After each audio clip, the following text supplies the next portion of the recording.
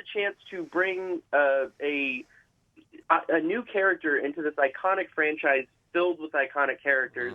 What was that like for you as an acting challenge? Intimidating. But it was, I did love how Forky, Forky is, he's very overwhelmed by everything in Toy Story. He's a totally new, everything is new to him, and I personally felt very overwhelmed even to be there, so I could definitely draw on that stuff. But I love that he didn't even understand the rules of the universe. He didn't understand why all the characters dropped to the ground when humans walked in. First of all, he had a huge existential crisis going on because he's a spork and they kept calling him Forky. Woody says he's a toy and he's like, I'm not a toy. I'm here to help people eat chili and then I go to the trash. That's my route. So I just kind of like that he kind of shook things up a little bit and just asked a ton of questions. I loved it.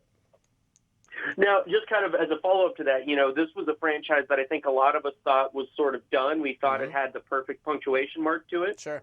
And then, Toy Story 4 comes along, and luckily everybody loves it. It makes a bunch of money. Forky specifically was very embraced. How did you feel at that point? Were you relieved, or what was it like to sort of see the response? I was. I mean, you're never going into it. You're like, oh, I hope this works out. But the trust that I have in Pixar, and I mean, Inside Out was one of my favorite movies that Pixar has done. It's the most beautiful movie, in addition to all the Toy Story movies. But the thing about Pixar is they're not going to tell a story if they don't have a story to tell. And I had such faith in what they were doing. And in all honesty, none of the actors could really read a script. I never read a full script, so I really didn't know where Forky's whole picture was. I would just get pages while I was recording. So it really wasn't until I saw it on the big screen that I really understood Forky's journey and understood where they were going and what they wanted and all that stuff. So it was pretty cool. Now, given that you didn't get to sort of piece that all together till the end, but Forky seemed, to me at least, like a very resonant character. People really took to him. What do you think, as the person who brought him to life, what do you think makes Forky resonate?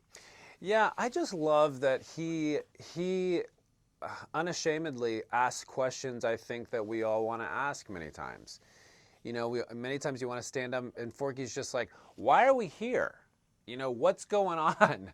Why are you doing that? Why is that? He just constantly puts it out there, and life is chaotic. And many times we do want to just stand up and be like, I don't know what's going on here. What's happening? And there's a real innocence and kind of wide-eyed perspective that he has. And also I love it because, he again kind of saw himself as, trash.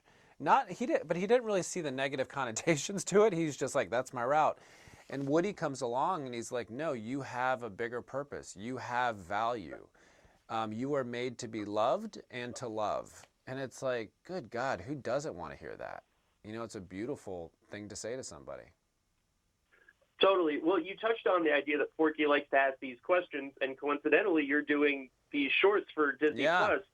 Forky asks a question. Can you tell us a little bit about what that's going to be and what people can expect from that? Yeah, it's pretty cool. Forky just, in Forky style, he asks a lot of questions. So we ask questions like, what's the internet? Which I'm still trying to figure out. And then he's like, what's money? What's love?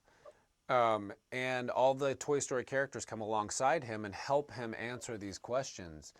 And, me as a 49-year-old man, I'm doing these scripts and I'm like, I learned something today. So it's like, it's just a very basic, simple format, but it's really powerful and sweet.